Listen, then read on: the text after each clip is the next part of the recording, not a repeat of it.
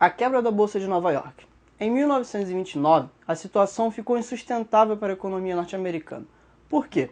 No mês de outubro, aconteceu uma corrida acionista para vender as ações das empresas que não estavam dando lucro. Os norte-americanos, que investiam muito em ações, principalmente os grandes industriais e as grandes empresas, começaram a tentar se livrar das ações que estavam dando pouco lucro, mas isso aconteceu como uma bola de neve, um atrás do outro, o que gerou a quebra da Bolsa de Nova York. A quebra acelerada dos preços das ações leva à falência e fechamento várias empresas de grande porte, de porte internacional. A queda vertiginosa dos preços e das ações levou ao crack, que seria a quebra, da Bolsa de Nova York, em 24 de outubro de 1929. A quebra levou à ruína milhões de investidores, alguns extremamente ricos, e aumentou em 90% a quantidade de suicídios em Nova York. A crise se perdurou na economia norte-americana por mais 2 anos. Em 1930, a crise chega ao Brasil, e fazendo assim uma verdadeira catástrofe. Todos os países que dependiam da economia norte-americana foram afetados diretamente por isso, pois os Estados Unidos não conseguiam mais investir nos países exterior que eram necessários. E no caso do Brasil, que era um país extremamente agrário, teve uma grande quebra, pois os Estados Unidos não compravam mais o produto que era produzido pelo Brasil, que era o café nessa época, e além disso começou a cobrar muitas das dívidas que tinha feito para investimento em produtos aqui. Alguns desses produtores faliram e acabaram levando o Estado junto com ele, pois o Estado investiu muito dinheiro público para tentar consignar esses preços.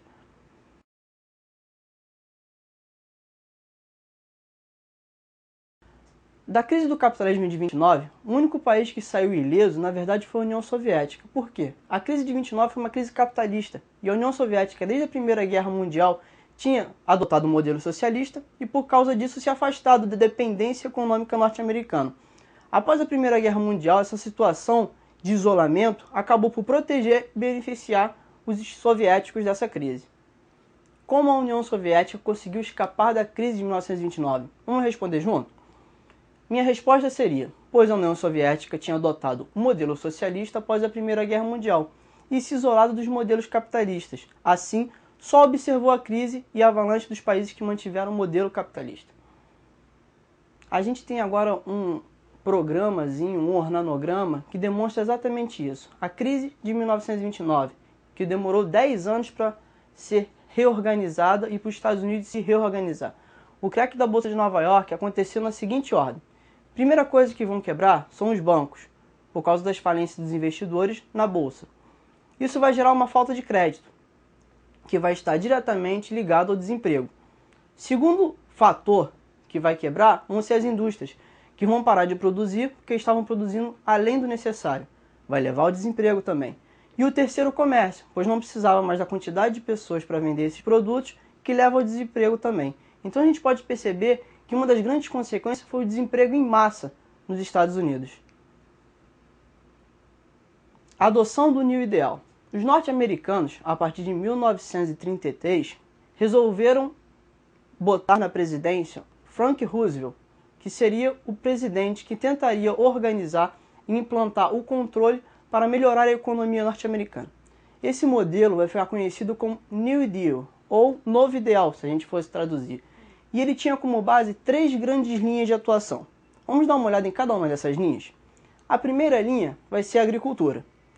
Na agricultura foram adotadas medidas para ajudar as produções, já que não se podia mais investir no exterior, como tinha sido o caso no Brasil, no café, era melhor adotar um investimento na agricultura de base, dentro da nação, porque assim você resolveria 2 problemas.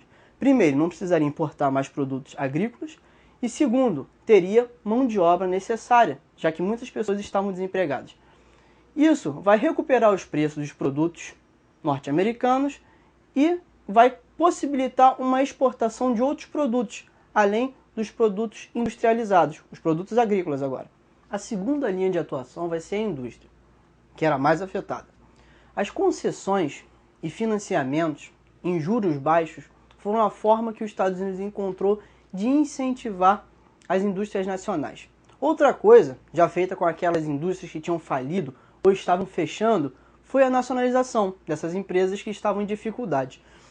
Em muitos casos, os Estados Unidos se tornou o grande patrão da nação norte-americana. O terceiro, mais importante, foram os empregos. A primeira coisa foi a jornada de trabalho semanal reduzida.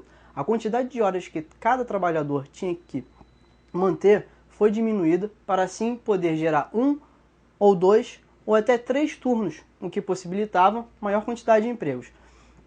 E segundo, foi a construção de obras públicas, porque o Estado, precisando de mão de obra para construir grandes edifícios ou grande parte da urbanização, acabou gerando empregos também. O New Ideal adotado por Roosevelt surtiu efeito. Demorou quase 10 anos, mas foi o suficiente. Primeira coisa, ou os primeiros efeitos, foi a diminuição do desemprego e a diminuição da inflação. Nesse caso, os norte-americanos resolveram reeleger Roosevelt por mais 2 vezes. Assim, ele ficou no governo durante quase 15 anos. Entrou em 36, foi reeleito em 40, depois em 44, às vésperas da Segunda Guerra Mundial. Foi o presidente que ficou mais tempo no governo durante a história norte-americana.